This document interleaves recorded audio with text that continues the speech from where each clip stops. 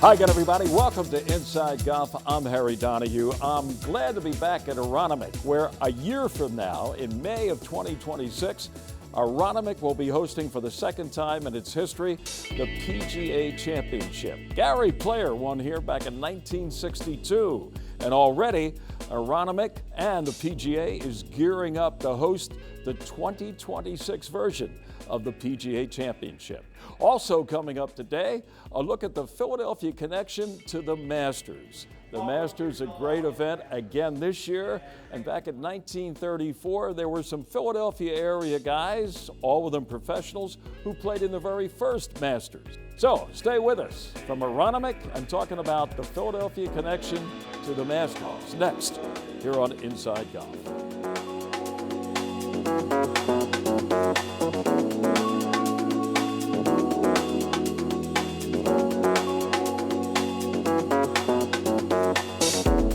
The 28th season of Inside Golf is presented by Destination Montco Golf, the first tee of Greater Philadelphia, the Philadelphia Association of Golf Course Superintendents, the Golf Association of Philadelphia, GAP, Jersey Man and Philly Man Magazine, and Inside Golf's partner since 1998, the Philadelphia section of the PGA. Golf is the great equalizer. For many, this journey is an escape from reality, a chance to be part of a team, a career opportunity. PGA Reach impacts lives through golf by lifting people up, giving them hope, and sending them down an alternate path that they never saw coming. With PGA Reach Philadelphia, as in life and in golf, the most important shot you take is the next one. The Golf Association of Philadelphia. Founded in 1897, GAP is the nation's oldest regional or state golf association. We serve amateur golf in Eastern PA, Southern New Jersey, and all of Delaware. GAP welcomes all golfers, junior or senior, male or female, public or private. Join the Golf Association of Philadelphia today. Our mission is always to preserve, protect, and promote the great game of golf. Before you tee it up, look us up. Visit gapgolf.org to find out more.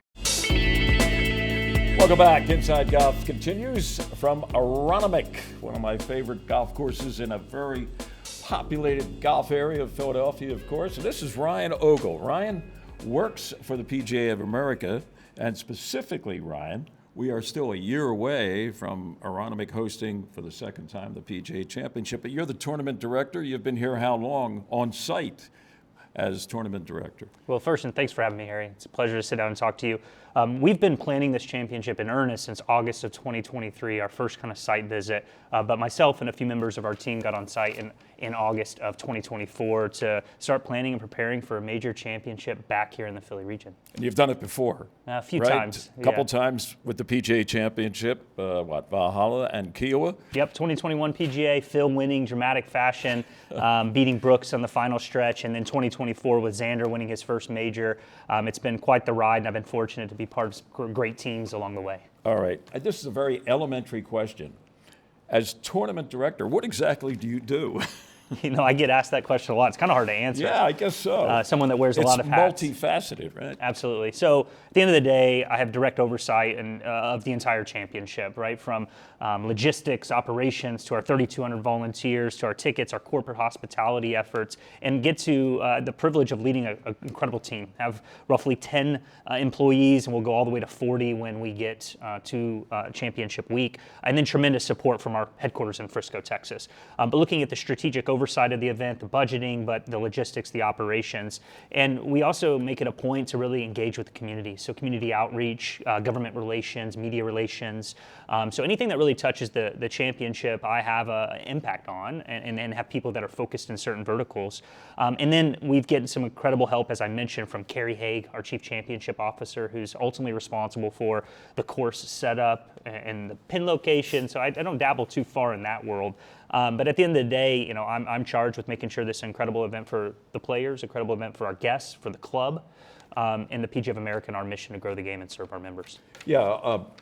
Who does the setup? You mentioned Curry, of course, is in charge, I guess, of the actual championship when it comes to the competitive stuff. I know in the past he's done that for other events that have been held here. But when I say that, like, who sits down with the superintendent and says, okay, we want the rough to be this high, we want the fairways to be maybe narrowed or widened? Yeah. Who does that, like elementary stuff that has to be done at every event? Sure, yeah, so myself and my team, we always say we're focused on outside the ropes, right? We have rope and stake, as we call them, across every hole. Outside the ropes is where we primarily spend most of our time, operations, volunteers, tickets. Kerry Haig focuses more inside the ropes on top of everything else. So he'll sit down with John Gosselin, superintendent, which he has multiple times already, and talk about course conditioning. The club has put a few extra tee boxes in over this past year to add a little length to the golf course with Kerry's direction, as well as they are pinching some fairways to try to create a little bit more drama off the tee box, a little bit more challenging to the players.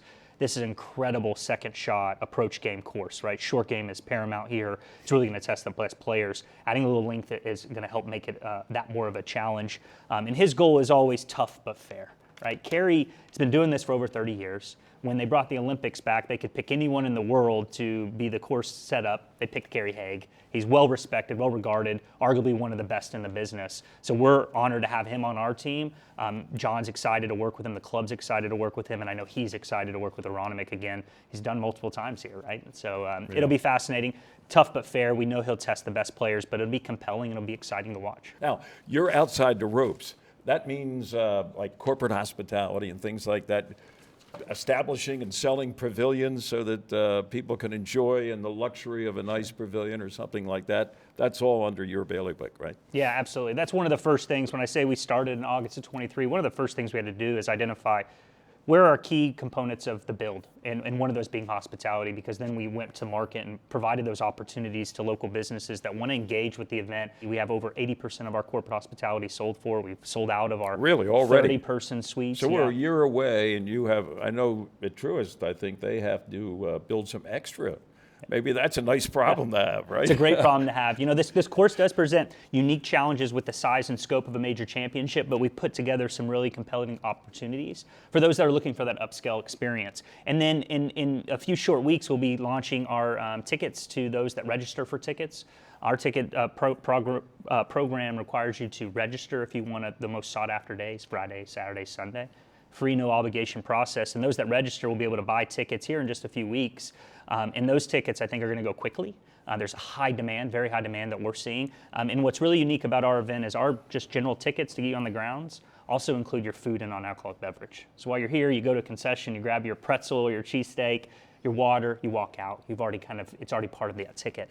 So it's been a tremendous value add and increase to our customer experience since we started this program in 2022, and we're excited to do it again here in 2026. It's going to be a special celebration. 2026 and Aronimink PGA Championship is going to be right in the middle of it here in the Philadelphia area. Well, glad you are a part-time resident, and enjoy the rest of your stay. You're going to be pretty busy as it creeps closer and closer to a year from now in May, right here with the PGA Championship at Aronimink. Thanks, Ron, for joining us. All right. Appreciate it.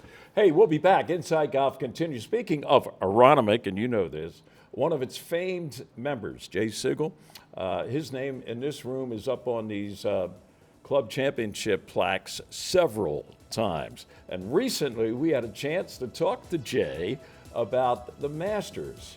And it was all part of a little discussion we had at Union League Liberty Hill. The Philadelphia connection to the Masters going back to 1934 in that first event. Jay Sigel's a big part of that.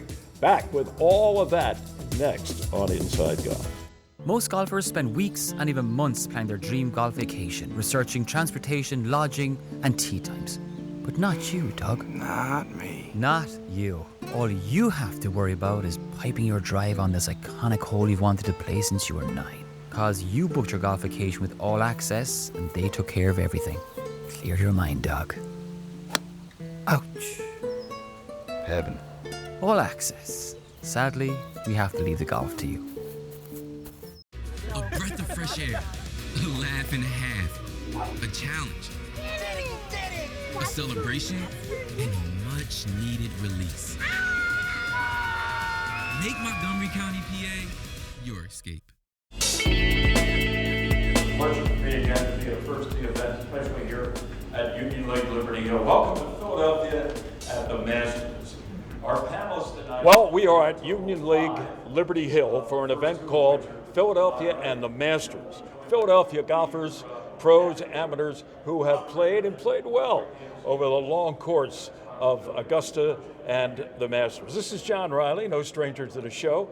He's written books on Ed Porky Oliver. He's written a book on Bill Hyman. He's now in the process of working up the biography of maybe the greatest amateur player in American golf history, Philadelphia's own Jay Sigel.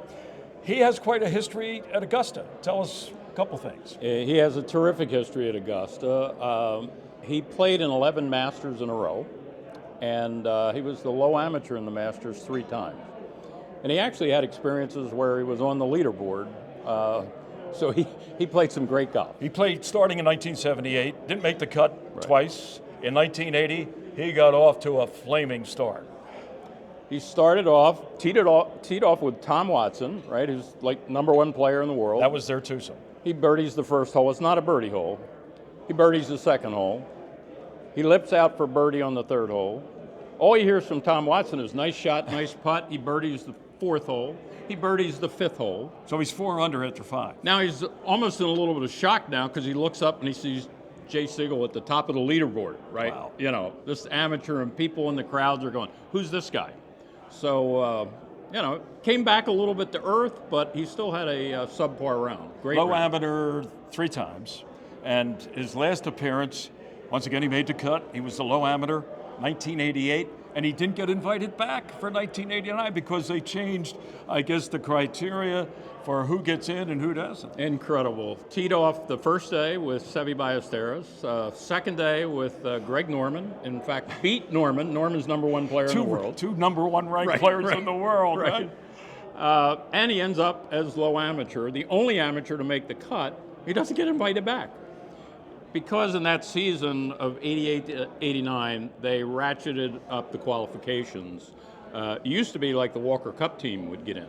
And they took it all the way back to just, U.S. amateur finalists, the Mid-Am champ, and British amateur, the amateur championship. Right. Well, Jay, a great career. I'm glad you're getting it on paper with the great John Riley. Prolific writer and a good friend. Thanks, John. Thank you, Harry. Well, we're talking the Masters with Pete Trenum, golf aficionado, golf historian in Philadelphia, longtime head professional at St. David's. Specifically, we're talking about a Philadelphia area guy from the Poconos, Art Wall. He won it all in 1959 with a blazing finish. Tell us about that final round.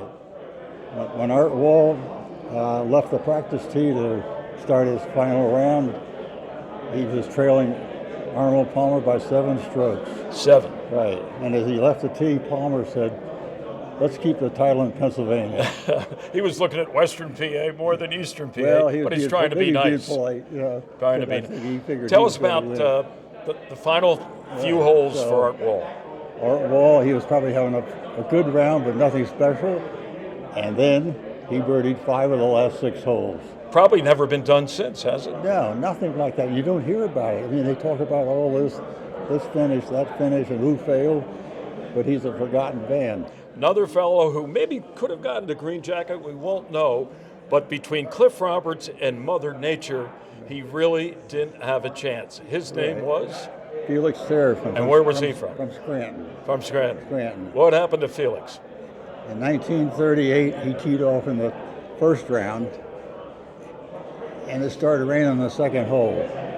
He shot 4 under par on the first 9. And then, somewhere on the back 9, he made another birdie. Now, communications weren't as good then as they are now, but he was 5 under par on the back 9. Now, Bobby Jones tees off.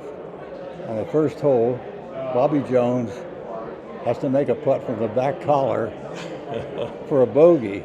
Not a good start. Not a good start. So right away, the Masters officials figured this course isn't fit for play. That's Cliff Roberts making that call. Well, Bobby Jones, his best friend, right? That's right. Yeah. So they wiped out the whole first round. So Felix had to start from scratch. That's right. So and he didn't get off to the good start. Right. No. So he did finish 6th, though. He played well.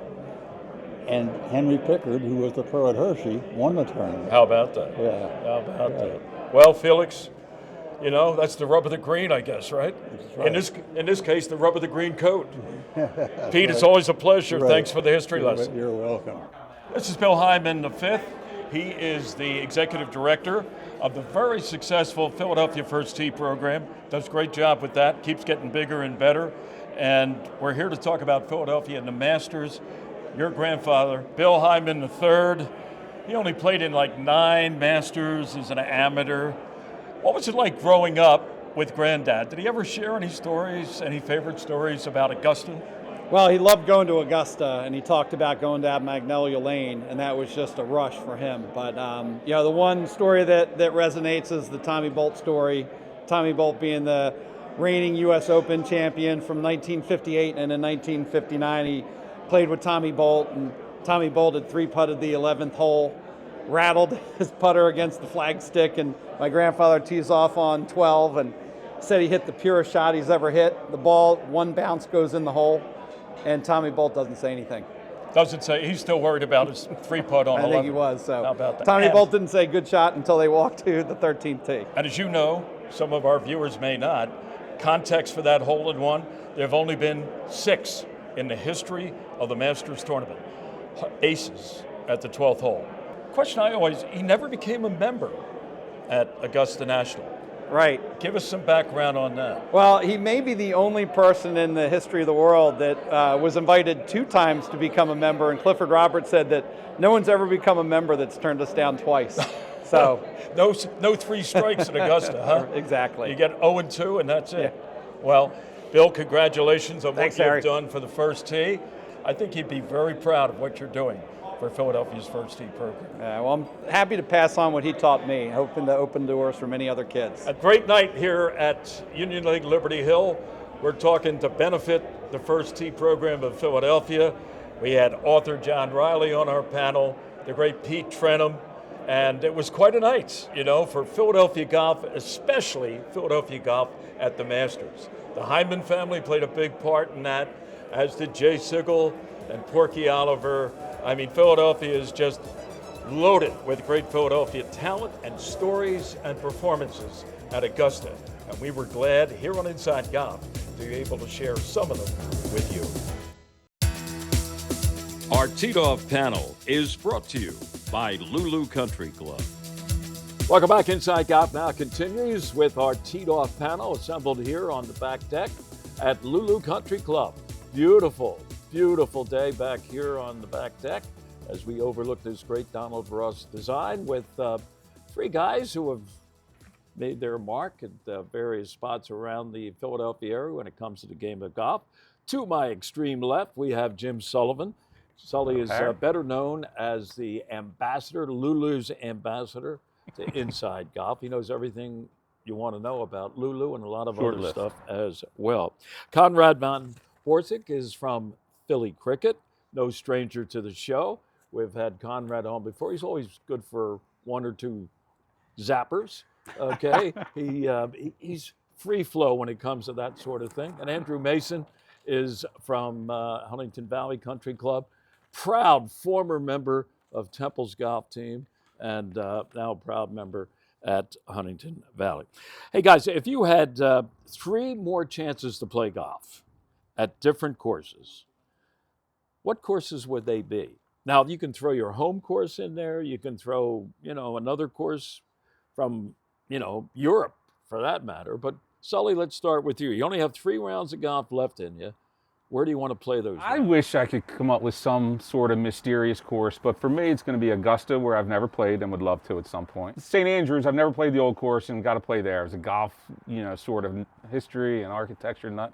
Got to go there. So you're onto the major venues. Yeah, okay, yeah. I mean, I'll come back local. I mean, so in golf terms, I was born and raised at Huntington Valley and spent 100 years there, it feels like, and that would probably be my 3rd choice for if you've got 3 rounds of golf ever to play. It would be those 3. Huntington Valley coming back to home. Lulu's been my home for the last 10 years or so, but on this decision, I would probably pick Huntington Valley. Okay. How about you, Conrad?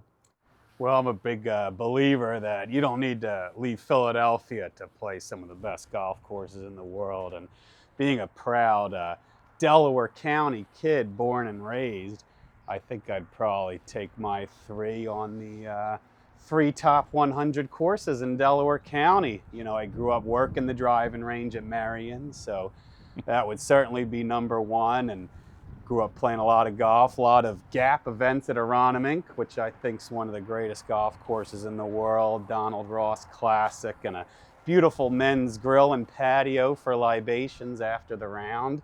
And then finish it up at a course close to home, Rolling Green, recently renovated. Billy Flynn. William Flynn, so that covers your Hugh Wilson, your Donnie Ross, and your Billy Flynn, and never have to go more than 10 minutes from home. Andrew, what are your 3? Yeah, you know, one I haven't played. I'd love to go play out at where the memorial is. Heard that's just an awesome experience. Yep. Okay. Yep. Love to play out there. Locally, it's hard not to play a Flynn that you love in Huntington Valley, just with all the guys there. And then again, if I was to go up in New York, one of the best experiences in golf and some of just the most natural terrain that leads into the holes was Garden City Men's Club, which was really cool. Old school design. They host a large amateur event. That'd be a fun just day to hang out and play a good course. I thought you were going to do another William Flynn out there when you said I was going to do just Flynn's. Well, Shinnecock I haven't played either. Sully can get you on at Shinnecock. Let me know. No problem. Just let me know. You know that, Conrad? No way. Have you played Shinnecock? No. Jeez, I'm looking for invites. We'll do a trip, boys. There you go. Sounds good. Sully's the Shinnecock guy. Yeah. So, Garden City, is that pretty exclusive club, right? I mean, it's pretty exclusive. They host an amateur event. I've never got invited for probably good. Very exclusive. I'm not good enough, which is perfect. This is lobbying for an invite. You know, yeah, please. Let me ask you this question. We have a couple of minutes left, I think. Yeah. For Conrad. Okay, you gave me 3 that you would like to play. What's one course that probably most people would say, really, Conrad played there? You know, I mean, around the Philly area, you played everywhere. But is there a course like LA Country Club? Have you played LA Country Club? No, I'd like to. Okay, there's a request. But is there another club where you have played that you haven't mentioned so far that people would say, wow, how about this guy? Yeah, no, there's definitely some cool ones. I think I used to spend a lot of time in Europe trying to make it onto the tour and doing some of those things around London, and played at Sunningdale, which I think is pretty cool. A lot of people liken it to Pine Valley. It's got the woods and the sand and the heather and things like that. Okay, that rates. How about you, Jimmy? Courses I've played, the Shinnecock, the fact that now I have gave access it to away. Shinnecock would surprise all of us. Honorary member. To be honest. How about Winged Foot? Have you been to I've Winged played Foot? Winged Foot, and I love it. It's great. How about Seminole? It's a place I played a few times. And you worked there. So. You I caddied a few rounds there, Yeah, listen to this guy. How about him? Is he Mr. Humble or what? Winged Foot, Seminole, Shinnecock. You name it. That's top shelf stuff. Okay, give me something that like Juniata or no, I'm only No. I mean, I grew up at the Avenue Club, so it's was a 9-hole. Now it's probably the old York Road Club. Yes. And then it moved up to where it is now in what's that considered? Horsham, I guess. Jenkintown. Jenkintown. Well, no, I mean where Old York Road. Old York Road, I to. think. Yeah, and there are 9 holes, right? They actually, it's only 8 now. They there's a land lease there where they were able to build some apartments. But grew up playing there till I was 22 and got into Huntington Valley. Very hilly track. It is. It is. Right. 5 par 4s and. So that's where you learned the game, huh? That's where I learned. Yeah. How about that? You ever go back? When's the last time you were there? Probably a year ago. Go chip and putt. Just they had some lights under the putting green, so my parents would drop me off at 7 a.m. and I'd walk home at 11. How about that? Yeah. There you go. It's great. Courses that like to play and courses that played that, well, now we all know where they've all played. And you tried for the tour. How'd that work out for you? Oh, not so well. No, that's worth why I'm here show. with you now, right? 0 for 3 across here. Should do a show on washed up pros. We got that covered. So. We'll be back. More here on Inside Golf coming up. Hello everyone, Joanna Coe here, Director of Instruction at Marion Golf Club. I'm going to share with you how a tennis racket can help you with club face awareness. So most high handicappers struggle with mostly an open club face. Some have a really closed club face, but a tennis racket can be very revealing and obvious where you are. So when we go to top a backswing, if my left wrist is very cupped, you see where the tennis racket is pointing. If my left wrist is really bowed, the tennis racket is pointing more back towards the camera. So another great thing for you to purchase, $10 on Amazon, is a loft lie magnet. And when we go to the top, you can see how obvious that's very open, that's very closed. Why this is important is because it affects your downswing. When people are really closed at the top, they tend to tilt back to try to add loft. When it's really open, they tend to flip and scoop at it in order to square the club face. So use a loft lie magnet or a tennis racket for your club face awareness. Hi, Tony Salucci with the Beacon Group of Companies. If your company has between 50 and 500 employees enrolled in your health insurance plan, there's a really good chance we can reduce your costs significantly and increase the benefits employees receive. How do we do it? We put you together with several thousand employers of a similar size across the country so your company can get amazing buying power. Schedule a conversation with one of our employee benefits specialists today at mybeacongroup.com. That's going to do it for this week's edition of Inside Golf. Thanks to the folks here at Aronimink, the head pro Jeff Kitty, and also the PGA Tournament Director Ryan Ogle as he gets set for an event a year from now, the 2026 PGA Championship right here at Aronimink. Also, I hope you enjoyed our segment on the Philadelphia connection to the Masters. That was some night we had, and glad we could kind of get in touch with Jay Sigel. 11 times in a row he played at Augusta as an amateur, and 3 times he was the low amateur in that event. I'm Harry Donahue. Remember, no matter how bad it's going for you, on or off the course, don't pick up. We'll see you next time, next week on Inside Golf. The 28th season of Inside Golf is presented by Destination Montco Golf, the First Tee of Greater Philadelphia, the Philadelphia Association of Golf Course Superintendents, the Golf Association of Philadelphia, GAP, Jersey Man and Philly Man Magazine, and Inside Golf's partner since 1998, the Philadelphia section of the PGA.